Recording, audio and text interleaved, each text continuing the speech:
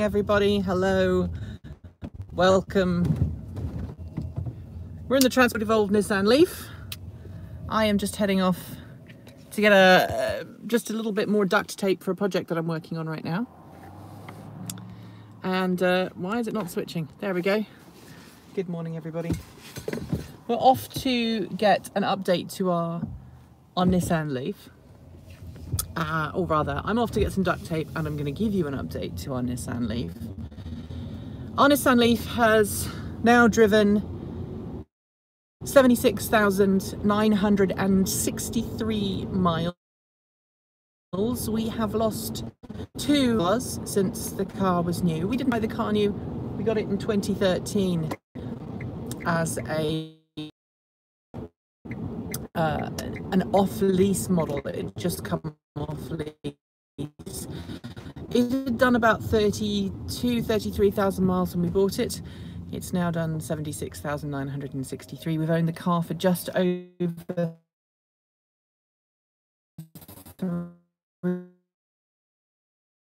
3 years.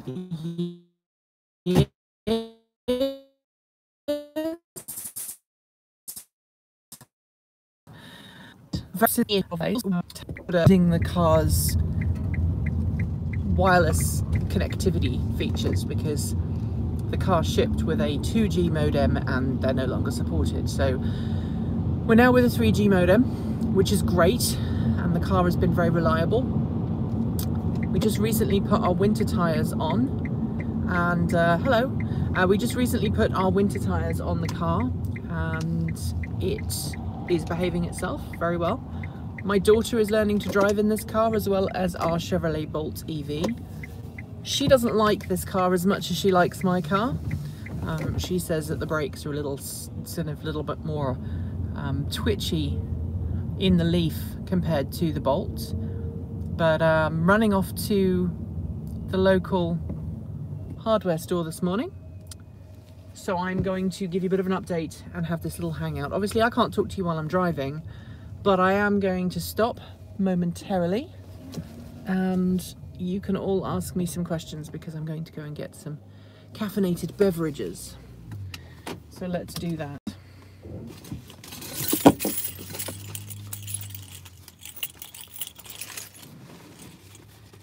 We did make a video a couple of months ago on the Leaf, on the update, but to be honest, it wasn't a very well made video. So I figured that I would do this interim one and then maybe we'll do a proper video in a couple of months. I hope that the recording here, the sound quality is okay. Hope you're all well, hope you're having a lovely morning. It's a lovely sunny fall morning here in Portland, Oregon. And there's a Tesla Model S 75D. Do more. I like that as a license plate. Do more. Indeed. Always do more. Dandian says, I have over 80,000 miles on my 17 SL Leaf. Cool. Wow. That's quite an impressive mileage. Thank you very much. So this should be a reasonably quick stop here. It's a bit busy and a bit noisy. I do apologise. But hopefully the wireless will behave and it'll still work. That's what one hopes. So there's been, we lost the 2 capacity bars. We lost the 2 capacity bars before things really started to go downhill with the car. In terms of, age or anything. But it's done better than our previous car, which had lost its 3rd capacity bar by 80,000 miles. And I don't think this one's going to lose its capacity bar, its 3rd one, anytime soon. It lost its 2nd one like 73,000. So we've got a way to go.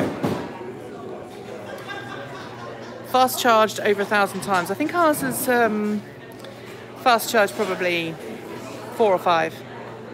You mentioned we were thinking about a new car, considering a 2018 Leaf. Well, here's the problem. My wife likes woodworking. That's not a problem. But she wants something that will be big enough to carry wood in. And she had been hinting about a pickup. we don't really want to get a pickup because that would be bad, and there's no plug-in pickups yet. So we're looking at a couple of options. I don't think we're going to be buying one anytime soon because we want to buy a house first, and that comes as a priority. Probably in a year or two. Wow, that's kind of scary. That is very scary indeed. Very scary indeed. Please forgive me, I'm just counting out money. And we'll get back in the car about that. How often do I charge over 80%? Most days, because the total range per charge is now on... the total range per charge is now down to like 70. My stream is wave surfing, yeah, I know. I do apologise for that. Give me a second and then we'll be back in the car, and then I can put this back on the thing. Obviously I won't be able to answer any questions while I'm driving, but you'll get to see what's going on with the car and where we go from there. I'm also interested to see what you think of the video that we posted this morning about price changes. I'm trying to get this so that so that the light doesn't go crazy.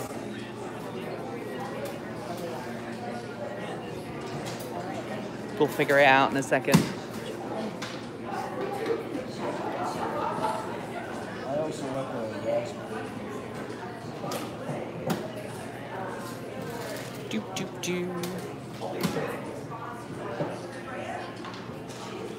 I've got my $3 for my coffee. That's really all I care about right now. So yeah, we've had very little go wrong with the car, and there's a dent in the back. We went through a period where we had some weird things happening in terms of things no longer working, but that all seemed to fix up. Like heated seat is a bit of a pain sometimes. The indicator doesn't always turn on. Sometimes it turns off. So we'll just have to wait and see. So there we go.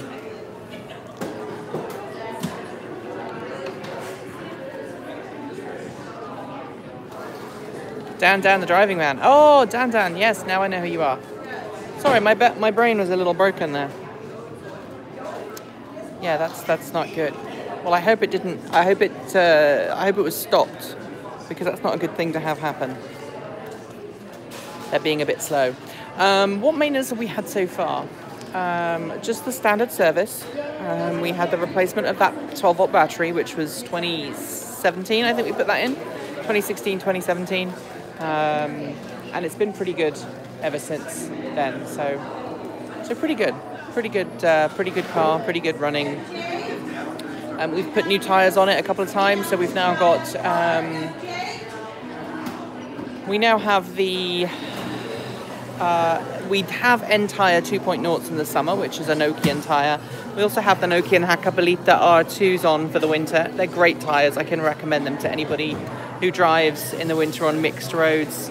We do have snow tyres because we like going up Mount Hood in the winter, and I don't like chains because they can come off and damage the car. So these Hakkapeliitta R2s are actually studless winter tyres. They're great. $150 on used tyres. I don't like the concept of used tyres. I'm sorry, Dan. I'm gonna disagree with you here. I think that if that's all you can afford, great, fine. But generally, I'd rather have good tread on my tyres. But that's because I live somewhere where we get rain, and in the wintertime, if you go up the mountain, you get snow. So it's very important. Just want my coffee. Hey there.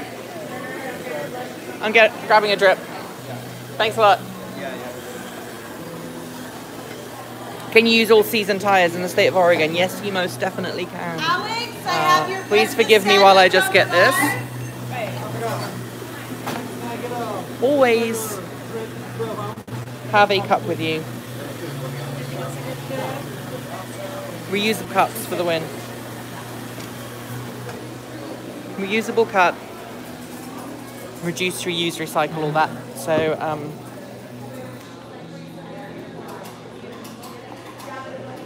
my daughter had a sleepover last night, so I made pancakes for everyone this morning, and I didn't have time to make myself a coffee, so I figured I'd pick one up on the way out, and we'll go from there. Thank you very much for dealing with that noise. That was quite loud.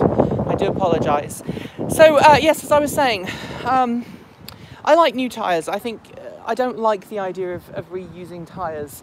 I know that people do that on a regular basis. Yeah, I had someone try and take off my Leaf once, and they couldn't figure out how to do it. But that was more than age problem than anything else. But as you can see, I mean, look, here's the car right here. The car is doing remarkably well. There's very little kind of wrong with it. A little bit of loss of the blue on the logo at the front there. Generally the car's been really good. The interior is pretty good. So we have, I am in the United States. So we have the dog, one of our dogs does have quite sharp claws, and she's torn it up a bit, but we normally use that. My wife's taken it out because she was doing a taxi service for our daughter yesterday. Our daughter gets to drive this again today, so it's going to be fun. I try and do driving lessons with her every couple of days. And I'm being quite strict with her about what we learn to do. All right. Thank you for putting up with me while I did that. Back to the car. So, tyres are super important. I think if you can, I mean, obviously if the choice is to have, let me just back out of here. And I'm doing this, I'm not being lazy. Normally I just use the mirror, so the camera, but I've been training my daughter to actually look behind her rather than use the camera, because the chances are, hello little man, where are you running to? Little boy just came tearing towards our car.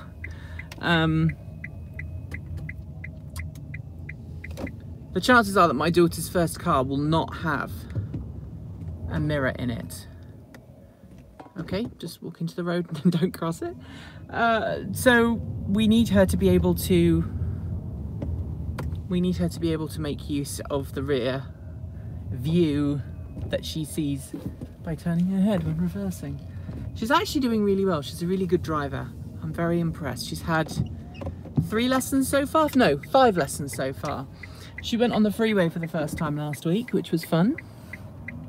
And I was super sneaky about it. I put her on the freeway when she didn't know that the road was going to turn into a freeway. So she kind of had no choice when we merged. And she's like, wait, are we on a freeway? And I'm like, yep, we are. And she did a really, really good job. Bless her. A really, really good job. And obviously, if you're watching this, I can't respond to any comments that you're leaving because I am driving, so I'm ignoring all of the comments. Not that I can see the comments from that far away. But let's talk about the Leaf and how it's doing. The steering is starting to show its age a little bit. It's feeling a little more loose than it did when it was newer. The car's interior is the seat, certainly the driver's seat, is certainly starting to feel a little less firm than it once did. But then neither my wife nor I are particularly light, so I'm stopped at traffic lights, and so I did just see that comment. At least it's not a manual. Funny story that my daughter, in order to learn to drive a car, before I will let her take her test, she needs to successfully change a tyre, carry out an oil change on someone's car, obviously not any of ours because we don't have a car with oil filters, but she's going to have to do an oil change. She's going to have to do a service, a basic service, and she's also going to have to be able to do some manoeuvres in the parking lot in reverse, just to get used to the kind of our standard of what she needs to be able to do, in addition to what the American driving regulations for the state of Oregon have, because seriously, learning to drive in the state of Oregon is a bit of a joke, frankly. To be a bit higher up. I like to sit high up in my cars. It gives me more visibility. I'm not particularly short. I'm 5'9", but 5'8", 5'9", something like that. But to be able to just see around is very important. The other thing I've noticed from, you know, teaching my daughter to drive is that very few people do the kind of the lifesaver thing that you would do on a motorbike. So on a motorbike, if you're about to pull off, you just glance before you move away.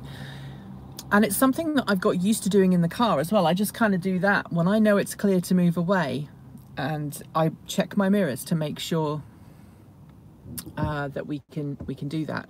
The other thing that my daughter needs to do is to be able to drive a manual, because here in the state of Oregon, manual cars are quite common, as they are in the state of Washington, as they are in the state of California. And if she decides to move back to England, which she may do at some point in the future, I want her to be able to drive a stick as well as drive an automatic. And so there are a couple of my friends who have manual transmission cars who let me drive them from time to time, my dirty secret. And so they have said that she can learn to drive manual with them once she's got a little bit more experience, once she knows what's going on. Anyway, back to the Leaf. So I've driven less than a mile from the car being turned on this morning, and according to the car, our average fuel economy over the last several thousand miles is 3.8 miles per kilowatt hour. We have a 98% state of charge right now, according to the car, and it's predicting a range of 72 miles. Now, earlier on this year, I did do a range test back at the start of September, and the range test for the Nissan Leaf that we have, the 2013 Nissan Leaf SL, was about 65 miles. I did about 60 miles, I think. So we could probably do 65, 70 quite happily, but no more. I mean, that would be too absolute limit, and that would be too absolute limit driving in a particular style that would engender good performance in terms of range. If you just want to drive it normally, I think your limit at the moment is going to be about 60, 65, which is fine because this car never really does more than 60, 65 miles. We now have a we now have a Chevrolet Bolt EV, which is our long distance car.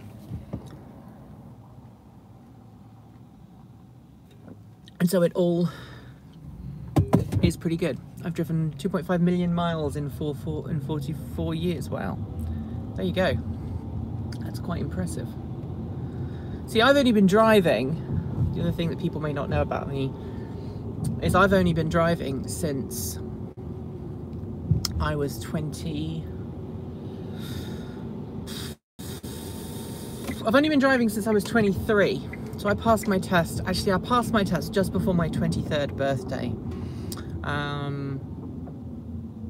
And I only did that because I was working in an area of the United Kingdom in a job which required me to drive. I needed to drive. I was a music teacher and I drove between different schools, and I needed to be able to drive. So, cute. GA just selected your channel. I don't understand. I don't understand what this is.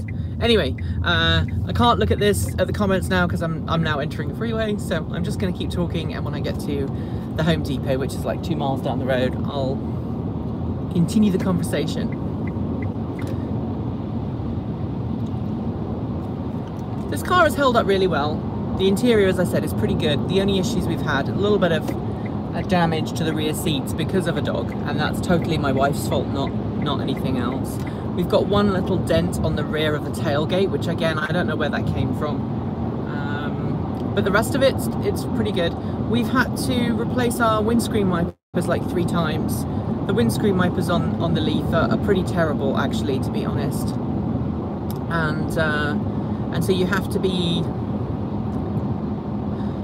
on top of that if you want to be able to see clearly out of the car. I don't like the windscreen wipers you've got in here right now, and I need to order a new set. I must remember to do that this weekend, especially for the rear one, because the rear one, you probably can't hear it, but it makes a squeaking sound sometimes, because the rubber is no longer supple and it's got quite brittle, and if it's not wet enough, then it just makes this horrible noise. Everything else in the car works as normal, as I said earlier on. The only thing that sometimes doesn't work as it should is the driver's heated seat. There is a little LED inside the indicator for the high-low selector for the heated seats, and if you switch it to high sometimes, it doesn't come on, although the heat still comes through, it still works. So I suspect that's probably just a loose wire, or maybe some liquid got in there.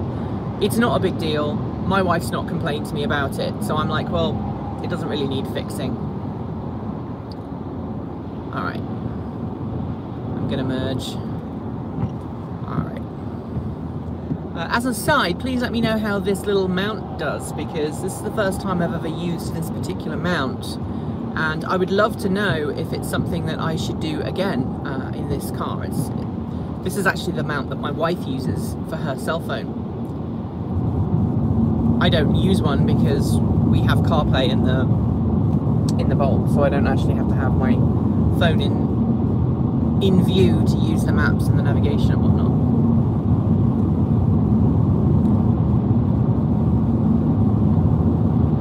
The other thing that I have noticed is that the little cover in the engine bay that covers the power electronics it's oxidized quite badly over time, and it looks old and a bit manky. We've regularly greased the doors and regularly greased the herd mechanism and all of that, so that works all well as well. We did go through a period of time where we were just getting random errors on the car's CAN bus. Like, you'd wake up, turn the car on, and there would be the exclamation point, and we'd open up Leaf Spy, and Leaf Spy would say things like this error and this error and this error, general communication error and whatever, and it just stopped doing it. Like, we were considering taking it to the dealership, and it stopped doing it. So at that point I'm like, well, if it's no longer making that a problem, then let's just keep going. Anyway, hello everybody watching. I don't know how many people are watching, so hello. If you've got any other questions about the 2013 Leaf, let me know. And of course, tell me what else you'd like to know about this car. We are coming up to the Home Depot now, so I'm going to stop and sit in my car for a bit and have a bit of a live stream with you guys. And then I'm going to go and look for duct tape so I can finish building the pattern that I'm working on for a costume. So we haven't had to replace the brakes.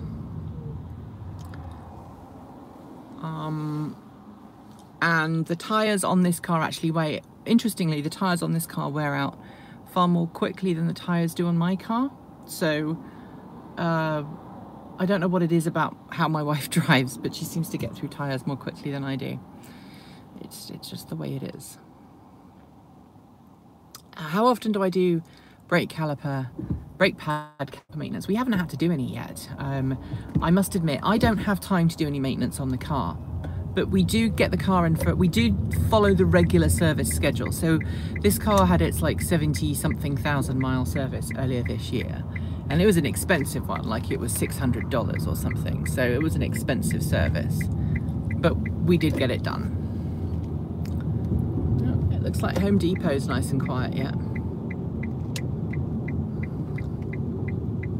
To be honest, because like I've been driving electric cars now since 2007, right? So I've been driving electric cars now as my primary vehicle for 11 years, and in that time I've probably owned about 18 electric or electrified vehicles of some description. And so for me, regenerative braking is kind of like a no, it's like kind of, well, duh moment for me. I don't have to think about it. I brake in advance, I plan ahead, and so I don't have to use the actual friction brakes all that much. So it's not really something that I've had to think about all that much. Oh, I'll find a parking space around here. There's one down there. I always see the ones that are reserved for veterans, and then I get really excited, and then it's like reserved for veterans, and I'm like, bugger! I'm going to be really British and drive through the parking space so that I can go out front ways afterwards, because it's a very British thing to do. So while we're sitting here in the car, while I finish my coffee, ask me some questions about the Nissan Leaf, the 2013 Nissan Leaf that we have. We drove literally like 4 or 5 miles down the road, maybe 6. And we're at 92% state of charge. So as you can see, she says, pressing the button. As you can see, we have lost 2 capacity bars here. All right.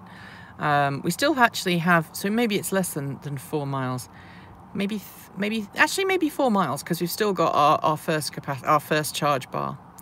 What's the resale price like? Right now, our car is probably worth like 4.5, 5 grand maybe, but we're not going to sell it, at least not anytime soon. We recently had a trip to a local Nissan dealership. They rang us up and said, hey, would you like to trade your car in? We're looking for people to buy cars like yours. And so we went and we looked, and they gave us a price that was well below. It was like 4, and we'd like 5.5. I think that's what the going rate is. Actually thinking about it, 5.5 to 6. But it's worth remembering that the Nissan Leaf, there is a Ford Focus Electric just pulled up in front of me. Super quiet car.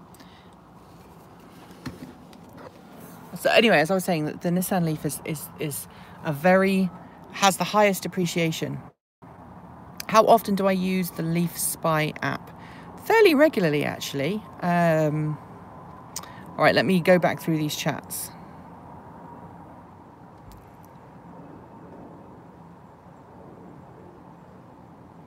Alrighty.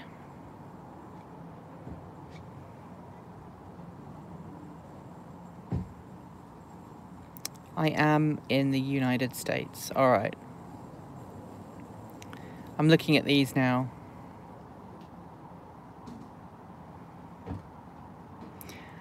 My employer required me to have a license even though the job didn't require it. Well, I had, when I took this job, they said, do you have a license? I said, no, actually, we did the interview, and afterwards they said, is there anything else that you need to know, that we need to know? And I said, yes, I don't have a driving license. And so they said, but you're going to get one, right, before you come and do this job. And I was like, yeah, it'll be fine. Yeah, I passed on my 4th attempt. To be fair, the first one I shouldn't have passed because I was super nervous. The second one, the examiner failed me for nudging forwards to look down a busy, crowded street that I couldn't see down from where I was. There was no way I could see past the cars. And I nudged the front of my car out to have a look, and he said that was a fail because there was someone coming, so whatever. And then I think the third time, the examiner put his foot on the brake, which in the UK is an immediate fail, because he didn't think I'd spotted someone coming up ahead, and I was basically just about to put my foot on the brake. Where are we with the chat now? I'm trying to pre-order and receive the 2019 Leaf upgrade version sold in America here. The dealership wants 20,000 deposit in cash. Wow, that's quite a lot there. I mean, I don't know how I feel about the 2019, the longer range version. I want to drive it first and see what it's like. Personally, I love this car. I like this Leaf, the first generation version of the Leaf. I was very unenamored by the second generation. Honestly, it felt a little plain Jane to me, the second generation. And I think I said as much in the review that I did last year on it. But this car is a great runabout. I mean, this generation of Leaf is a great runabout. If you're like trying for the first time to own an electric car and you have decent charging infrastructure around, this is a great little car. I love it. I prefer my Bolt, but that's because my Bolt has a little bit more power. I think my Bolt has about twice the power of this car. So there we are. So that's pretty much it in terms of what this car can do and where the capacity loss has got to. I'm very upset about the lack of battery upgrade program. or at least the cost that Nissan wants to apply looking forwards. I don't think there's any way that we are going to get a battery upgrade for this car now, because it's just too costly. If that changes, obviously I'll let you know, but I don't see that we'll ever get a battery upgrade for this car anytime soon. I really don't. It's just not, it's not on the cards. Anywho, that is the Nissan Leaf. That's our staff car update, 76,968 miles. Thanks for watching. Don't forget to subscribe to this channel, take 2, because the more people we get watching this content on this channel, the more people we get subscribing, the more people we get liking, then we get ever closer to being able to start accepting advertisers on this channel. And if we get ads playing on this channel, we then get a lot more revenue coming in, which means we can do more stuff with Erin. I have just asked Erin if she'd like to increase her hours at Transport Evolved, which is going to be great. Don't forget to give a thumbs up. Yeah, exactly, thumbs up. Thumbs up on this channel if you like it, and that will help. This channel's got like 1,500 subscribers, so 1,500-ish subscribers, and the main channel is we're now at 63k, so it would be nice to try and get some more of those 63,000 people watching this channel as well, and then we can do more behind the scenes stuff. There will be a video coming up soon talking about servers, which we'll be doing on this channel, and probably some more hangouts and Q&A sessions. I'm gonna go and buy some duct tape so I can finish making a duct tape dummy, essentially. Patreon, yeah, go to Patreon. Patreon.com, you guys are great. Patreon.com/Transport Evolved. Have I seen Rich's new car? I saw something being put on a trailer yesterday. Is that the one we're talking about? Interesting to see what he does with that. Anyway, folks, thanks for watching, and as always, keep evolving.